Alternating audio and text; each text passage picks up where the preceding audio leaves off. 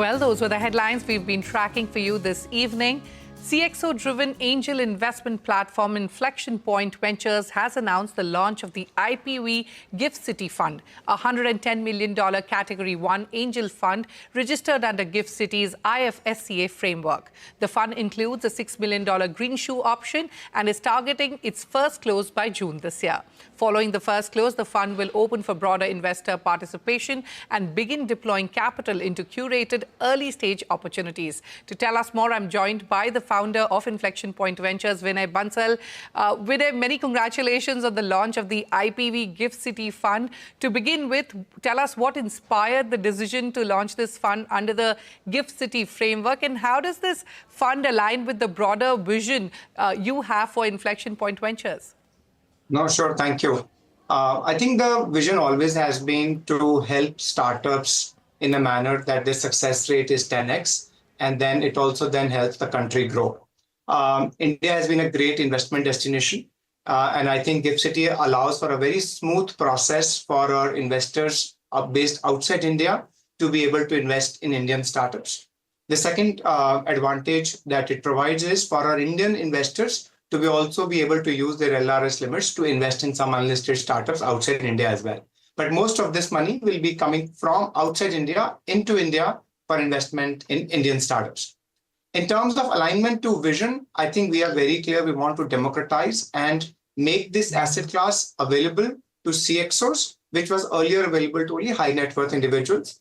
These CXOs can bring their knowledge and their expertise to help startups grow and make India more innovative, while making it far better for the founders to be far more successful.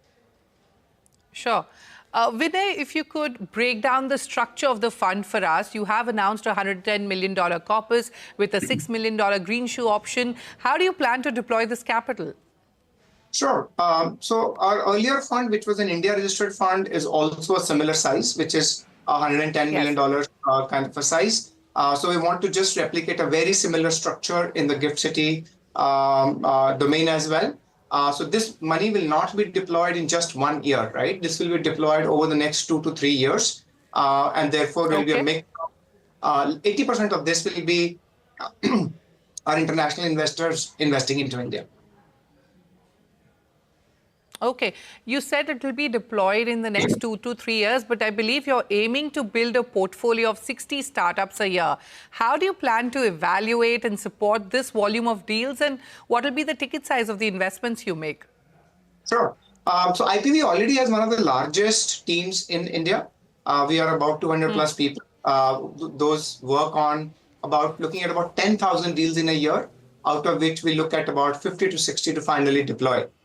Since the money is going to be flowing into India for Indian startups, it becomes an additional support system within IPV, wherein we anyway are looking at all of these startups in India. Now foreigners will also have an opportunity to deploy within these startups in India. So about 50 to 55 startups will be Indian startups, where we are already looking at it and already evaluating it, enabling it for foreign investors. And another 5 to 6 startups to begin with will be the international startups where Indians can also deploy money in.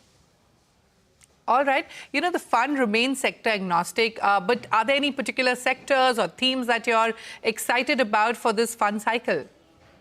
Sure. I think we are always focused on the problems and great founders looking to solve big problems in innovative manners. That's how we'll continue to focus on. I think if you look around today's problems lie around healthcare, around climate, Delhi's pollution and pollution everywhere else that's coming up. So these two sectors remain hot. AI remains the third sector, which continues to invite investments, and Indian talent is great on the AI side. Drones and space are other two upcoming sectors where we see huge opportunity. So these 5 will remain. Consumer will continue to drive India's economy as we are the largest population on earth and a young population, and our income levels are rising. So consumer will remain a constant theme over the next couple of years as well. Okay, one of the compelling aspects of the IPV GIFT City Fund is its ability to tap into global markets, and you touched upon this earlier, but what kind of cross-border opportunities are you looking to explore now? I think we'll be early to say because we are very sharp about where we invest. typically, we look at about 200 companies before we pick one to invest in, right? So if it is cross-border, we'll have to be very sharp about what problems are they solving internationally, and even if they are based internationally, can they help India to advance in some manner?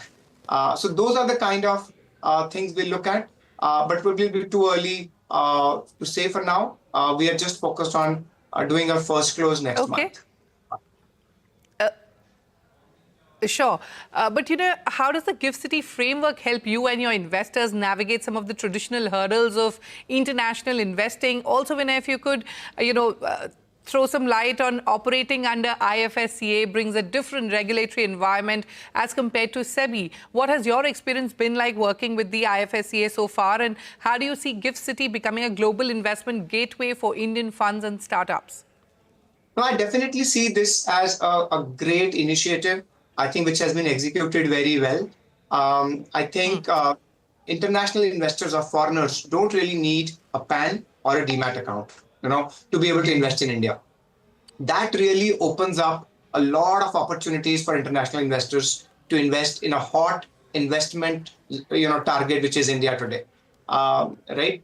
So as we are, talking to many of these international investors, they have generally been routing their money through, let's say, tax-free zones, whether it is Dubai or Singapore or Mauritius. I think with this option being available, I think it was a no-brainer for us to be able to set it up within Indian borders, within GIFT City, and not set up any of our funds outside. So we are proud that we are working for India and helping India becoming more sustainable, more innovative, while helping also with the forex reserves. All right, Vinay, on that note, I'll have to wrap up our conversation. Yes, go ahead. The experience working with IFSCA was great. I think very high quality people, very, very progressive thinking, and very, very quick decisions. All right. On that note, we'll have to wrap up our conversation. But Vinay, many thanks for joining us on Startup Street. Thank you so much. Thanks a lot. Appreciate it. Have a good